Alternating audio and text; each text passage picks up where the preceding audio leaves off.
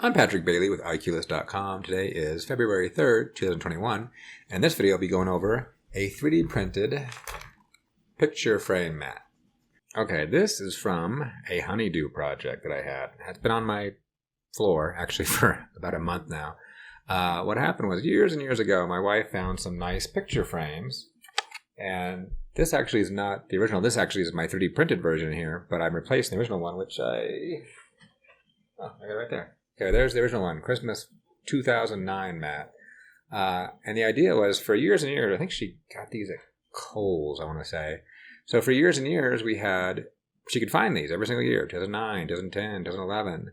But eventually, of course, they stopped making them. But she did get them for several years. I was surprised how long they went. But now that they don't have them, she can't get a hold of them, and she still wants them. So she wants, I put a picture of our possible future corgi dog that we're getting. That may be him. We'll see. We're getting a dog here soon. But normally my kids' pictures in here, and I just don't want to put them in here for the whole world to see. But the idea was, since she can't get them anymore, she needs to make them. And so we're like, well, we could maybe 3D print a picture mat and see how it looks. And it turns out it looks pretty decent. She's pretty happy with it. But so now we got to go figure it out, get a roll, figure out how many years she wants. And then she'd have to go buy a bunch of frames for every year she wants. She has to go buy those frames so she has them all matching. So she may need to buy the next 10 years out. I don't know. But that's the idea. Now with that, another thing came up because I started looking up some of this stuff because I figured I'll just print it. But I came across the other day something else. There's a new feature in PrusaSlicer that I wanted to try with this as well called ironing. And so let me go over, where'd you go? So let me go over this. So let me give you some links to go follow. In the latest PrusaSlicer 2.3, they added a feature called ironing, which is, I think, an idea basically to smooth out the top. So I suggest going here, reading up on PrusaSlicer, watch his video. And I'll put a link in the show notes to that and to the video he put out there. And he'll do a very thorough job on ironing. But pretty much it's like trying to make that last layer on top, a flat layer, as smooth as possible. Also, you may need to go download the latest PrusaSlicer. I did. I didn't have it in mind, so to go download the latest one. And here's a link to that. I'll put that in the show notes. And then also, I'll get into this later, but I'm gonna show you to do this in Openscad. And to do that, you may need to go download a font, a stenciled font. Here's the font I actually use for my testing. And also, I'll put a link in for a link from there to their stencil fonts. And then also, I'll put a link in here to the actual SCAD that I used to make it. So there's all that links out of the way. But now, we'll go over a couple other things. Let me go bring up the PrusaSlicer here. Okay, now in the PrusaSlicer, if you want to do ironing, all you have to do is, for simple basic settings, you go up here to print settings, and you go into, let's see, where are you? Info? There you go. Go to Info, enable ironing. Boom. So now you'll enable ironing. And there's some more fancy settings. If you want to look up the fancy stuff, go look at Prusa's. I just want to kind of do the basics on the top. Now when you do that, the time to print's going to go way up. Oh, it doesn't like my size. Oh, in this case, I'm borderline, so I need to go remove my skirt. There we go. Move my skirt. Otherwise, I'm right on the edge. Okay. Now what happens with ironing, if we zoom in here, it does kind of like an extra top layer. And you can see these lines. It does a bunch of really, really, really tiny, fine lines. And if you want to know more details about it, go watch Prusa's video. But just to know that if you do that, the numbers start to go through the roof on how long it takes if you're doing a big surface like this. But with that, let me go over the numbers it took to print these two guys out. So I printed two versions. One is, let's see which one. Oh, there we go. This one with no ironing and this one with ironing. Now, with no ironing, to print this little guy out, took 2 hours and 43 minutes. It took 2.4 cents with electricity, and it weighs 0.03 kilograms. And at $20 per kilogram comes up to 60 cents with the material. So total cost, 63 cents. Now, to do it with ironing, took 7 hours and 18 minutes. That last layer is slow. And it took 6.2 cents with electricity, and it weighs the same, 0.03 kilograms. So $60 worth of material based on $20 per kilogram. And the total one on this is 67 cents. So not much price difference, but definitely a huge, huge time difference. And with that, my wife, it's a different look. I would say it's definitely flatter. It's a different look. My wife actually preferred the non-ironing, probably because once you put it in a picture frame and you step back a foot, you're not going to really see the 3D printing because it's so thin, especially with this darker color. But your mileage may vary, so you might want to try, if you're going to do a picture mat, you might want to try both and see what you think. Because this deep red, she prefers that one, but maybe if I did it in a white, she might change her mind because maybe there might be a difference. But with that, let me go first. Let's go show you some close-ups of these so you can see the details. And then let me go show you how to do it, how to create what I created in Openscad. Okay, first for the regular one, this has no ironing done on it. So really it's about the top finish. So here, if we look at this, I guess there's not a whole lot of point to spinning it because it's not that exciting to print, but that's the look you get. Now really once you put this in a mat and you step back 2 feet, you're probably not going to even notice that it's 3D printed. Unless you do something more advanced than this, you could do some raised stuff or some cutout stuff. But that is it without the ironing. Now this one is the ironing. And when it got to the ironing part, you could see it went back and forth and back and forth and back and forth. And so, to me, it's not perfection, but it's a different look. In fact, I can probably stick this other one next to it. Or maybe I can do this. There we go. Boom. So here's ironing on top and the regular. Oh yeah. So there's a big there's a difference. But also it might matter for a mat how it reflects in the light. I don't know. You got to do some test. I keep trying to drop things. So yeah. So in this case, I'm gonna go with the regular one, which takes a lot less time to print. But it might be interesting to print some stuff out with ironing just so you can see the difference, because maybe there is some kind of design where it's really going to make a difference and make it appear more flat. In this case, not so much. So, I mean, well, it's a different look. It's a different look. Okay, so Openscad Font. So first of all, the code I did for this is out there on GitHub, so you can go download it. There should be a link in the show notes. And also, if you're doing anything with Openscad, it's a good idea to have the openscad.org/cheat sheet open, just in case you get a little lost. Okay, but this one, it's fairly simple, except for when you talk about fonts. There's a couple little steps to make sure you're doing okay with fonts. And also, I didn't do this at first. You're going to probably want to use a Stencil Font, because a Stencil Font is, if you look up, if you're not thinking about it, the Stencil Font is going to be connected. So if I did like a regular A or capital A, that center part, that triangle, is not going to be connected and fall through. So you want to get a stencil so that it's going to be all attached. So you may have some fonts that you have on your system, or you may go find some fonts. So go out there, find a font, install it. Life is good. In fact, if you go download a font, the font thing should tell you to install it. Pretty much what I do is I right click and install it in such a way that it's available to everyone. It's been a while, but it's not that bad to do. But let's go over this. So we're going to put some variables in here. So we'll say thickness. We'll make it a thickness of 1 millimeter.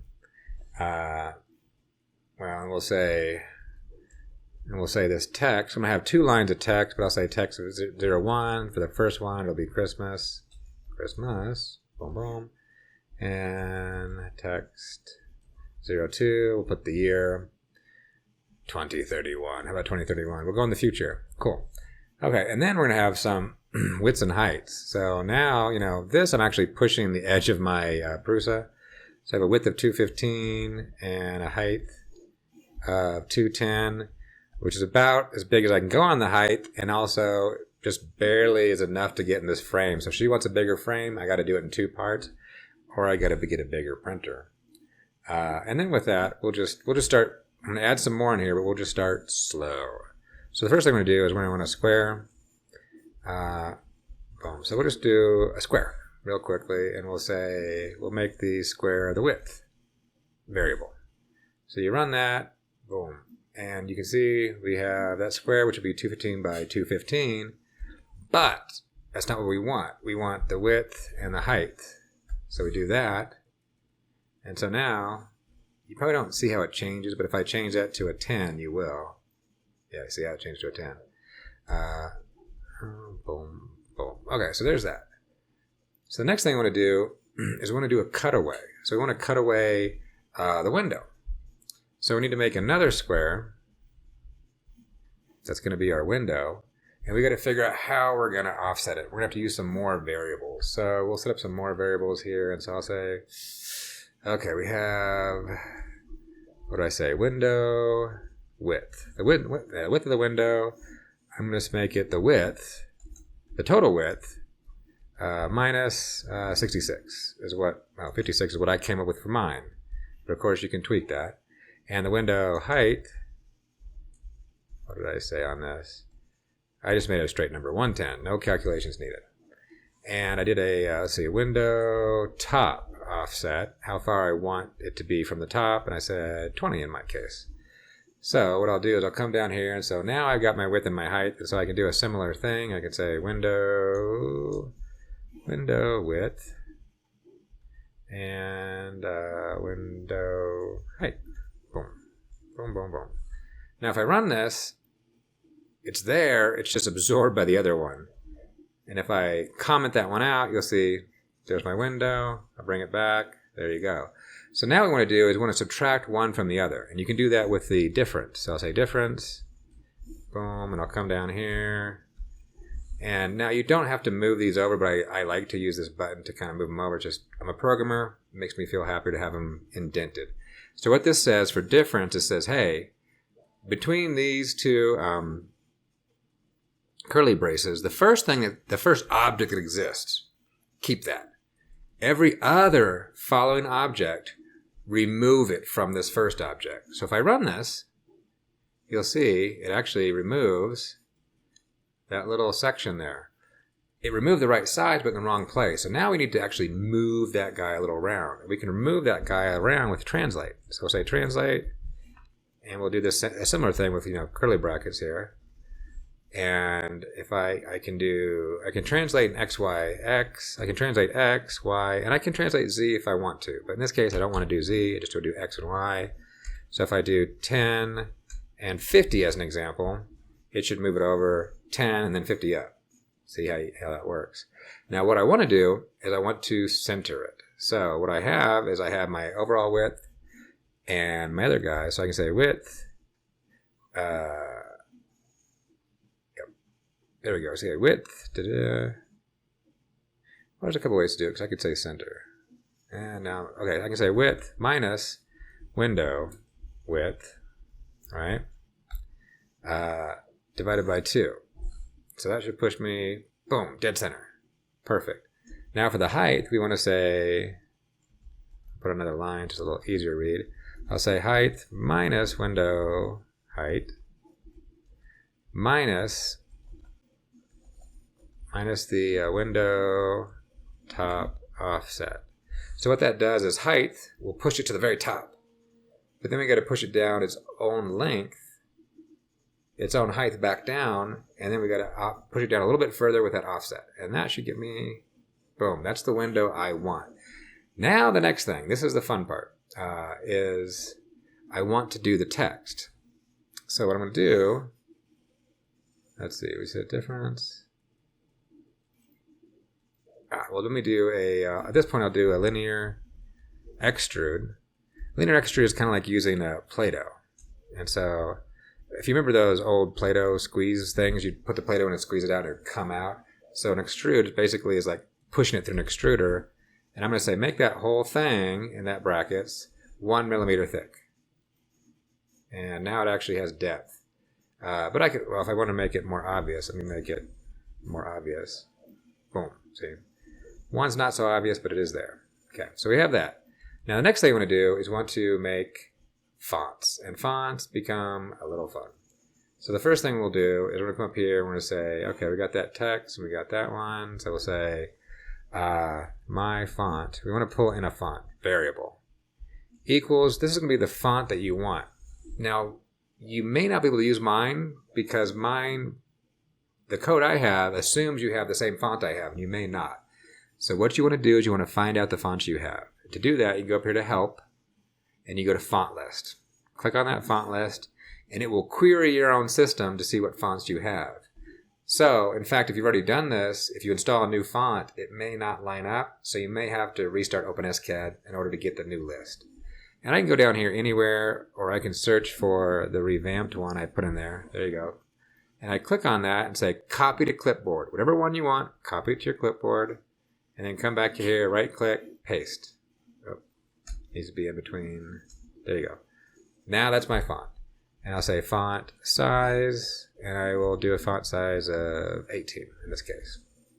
Now what I can do is I'll come down here to another section, and I'll actually put the font in there. So I'll say text. I will say, there we go. I'm going to copy and paste this so I don't mess it up. So I will say text. So I will say do some text, and I will use that first text. That's the actual string. That's the Christmas one we put up there. And then we have the size. Size is the font size. And then we tell it to align it in the center, that, and in this, vertically align it, horizontally align it in the center, and then use my font.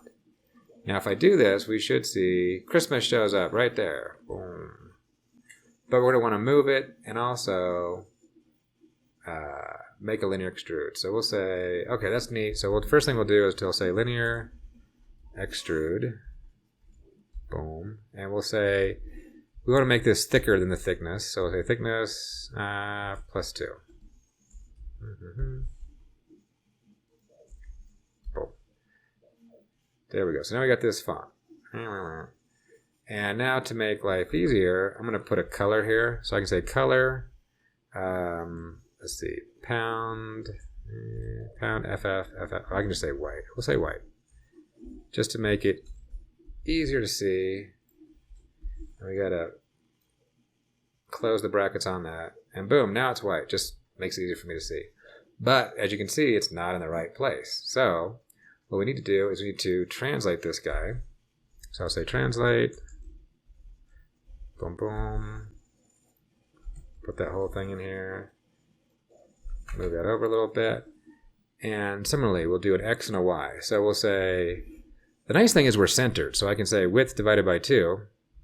I'll put a 0 for the Y. But since we're centered here, if I do the width divided by 2, that'll put me right in the center of my frame. Boom. Now I need to push it up a little bit. So to push it up, I'll just say, what did I say? Oh, I just gave it a number. I'll just push it up by a number. I'll just say 90. Oh, too high. 70. Almost there. 65. Boom. Good. There we go. Christmas. I'll say 55.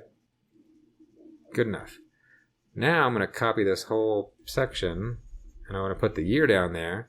So I'll say text 2, because I called that variable up here, text 2. Now if I did that, that's all I did, it's going to draw them in the same spot. So they kind of overwrote each other. So I need to drop this one a little bit. There you go, 2031. Now, trying to cover my bases, I'm going to subtract these two.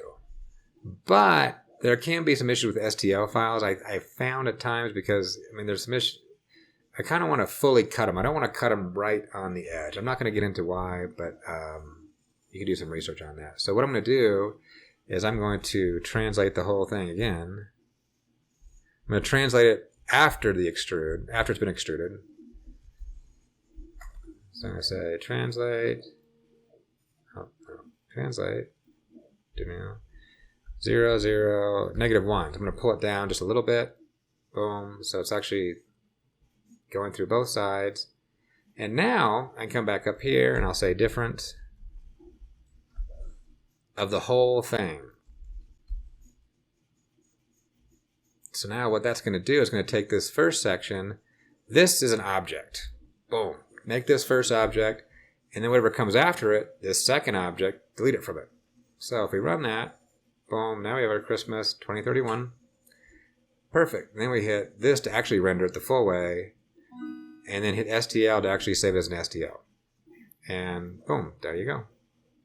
It's as easy as that. Now you can of course do this in Fusion 360. I think it'd work pretty well. But it just seems for the simple level of mat I'm doing, it seems really easy to do in Openscad. So anyway, I have many more picture mats to print out once my wife figures out what frame she wants to go buy 30 of. This mat idea turned out to be far easier than I originally thought, and I was amazed that my wife really liked my first attempt. Okay, well, she did not like my stencil choice. Probably not very Christmassy by her standards. So, but overall, I think I'm pretty happy, and I think she's happy too. Now up next, I'm not sure what my next video is going to be, but I'm leaning towards a neat catapult I found the other day, so watch out for that one. And I am so going to bring catapult to hand out at a homeschool conference this summer. Moms are going to love me.